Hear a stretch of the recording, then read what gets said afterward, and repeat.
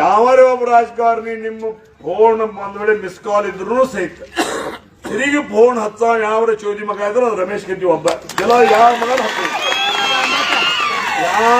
ಯಾವ ಮಗನ ಹಚ್ಚೋರು ಒಬ್ಬ ಬೇಕಾದ್ರೆ ಇಂತ ತೋರ್ಸದು ಏನಾರ ಆ ಕಡೆ ಕೆಲಸ ಆಗಿದ್ದಾಗ ಮಿಸ್ ಕಾಲ್ ಬಂದ್ರು ರಾತ್ರಿ 10-10:30 ಆದ್ರೂ ಅದ್ರ ಊಟ ಜಗ್ಗಿ ಅದ್ರೊಳಗೆ ಯಾವ ಕೆಂಪು ಕಂಡು ಅಂದ್ರೆ ಅವಕ್ಕೆಲ್ಲ ಫೋನ್ ಹಚ್ಚಿ ಹಾಕಪ್ಪ ಏನಪ್ಪ ಎದಕ್ಕೆ ಹಚ್ಚಿದ್ದಿ ಏನ ಕೇಳಿ ಮಾಡಿರ್ತಾರ. ಉದ್ದೇಶ ಇಷ್ಟ, ಈಗ ನೀವು ನನ್ನ ಬಿಟ್ಟು ಬೇಡ ಎಬಿ ಪಾಟೀಲ್ ಬಿಟ್ಟು ಬೇರೆದವ್ರ ಮನೆಗೆ ಹೋಗಕ್ ಆಗುದಿಲ್ಲ. ಈಗ ನಮ್ಮನ್ನ ವಿಶ್ವಾಸ ಇದ್ದಷ್ಟು, ನನ್ನ ಮ್ಯಾಗ ಹಕ್ಕಿದ್ದಷ್ಟು, ನನ್ನ ಮ್ಯಾಗ ಪ್ರೀತಿ ಇದ್ದಷ್ಟು ಇವ್ ಮತ್ತೊಬ್ಬರಿಗೆ ಹೇಳಕ್ ಆಗುದಿಲ್ಲ. ಏನೋ ಸಮಸ್ಯೆ ಅಂದ್ರೆ ಅನ್ನಾರು ಹಿಂಗಾಗಿತ್ತು ನಾನು ಹೇಳ್ತೇನೆ. ಒಂದ್ ನಾವು ಎತ್ತಲಿಲ್ಲ, ಸ್ಪಂದನೆ ಮಾಡಲಿಲ್ಲ ಅಂದ್ರೆ ಅನಿವಾರ್ಯವಾಗಿ ಬೇರೆದವ್ರ ಮನೆಗೆ ಹೋಗುವಂತ ಪರಿಸ್ಥಿತಿ ಬರ್ತದೆ.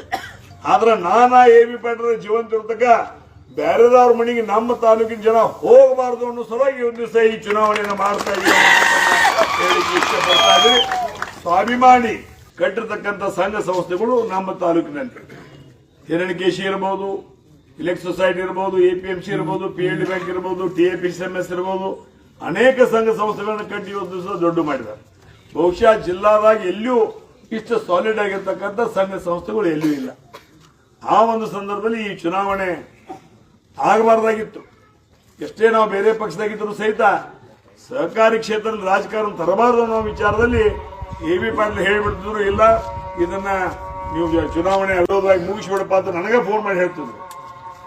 ಆ ರೀತಿಯಾಗಿ ನಡೆಸ್ಕೊಂಡು ಬಂದಂತ ಸಂದರ್ಭದಲ್ಲಿ ನಾವು ಇವತ್ತಿನ ದಿವಸ ಆ ಚುನಾವಣೆ ಮಾಡಬಾರದು ಅನ್ನುವಂತ ಉದ್ದೇಶ ನಾವು ಇಟ್ಟುಕೊಂಡ್ರೂ ಸಹಿತ ಅನಿವಾರ್ಯವಾಗಿ ಇವತ್ತು ದಿವಸ ಚುನಾವಣೆ ಮಾಡುವಂತ ಪ್ರಸಂಗ ನಮಗೆ ಎದುರಾಗಿದೆ.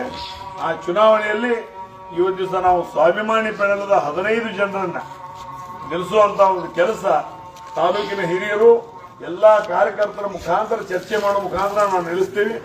ಆ 15 ಜನರಿಗೆ ತಾವೆಲ್ಲ ಆಶೀರ್ವಾದ ಮಾಡಿ ಪ್ರಚಂಡ ಬಹುಮತದಿಂದ ಆಯ್ಕೆ ಮಾಡಿಕೊಡ್ಬೇಕಂತ ಮತ್ತೊಮ್ಮೆ ಕೈ ಮುಗಿದು ಈ ಸಂದರ್ಭ ಎಲ್ಲರೂ ಕೇಳಿಕ್ಕೆ ಇಷ್ಟಪಡ್ತಾ ಇದ್ದಾರೆ.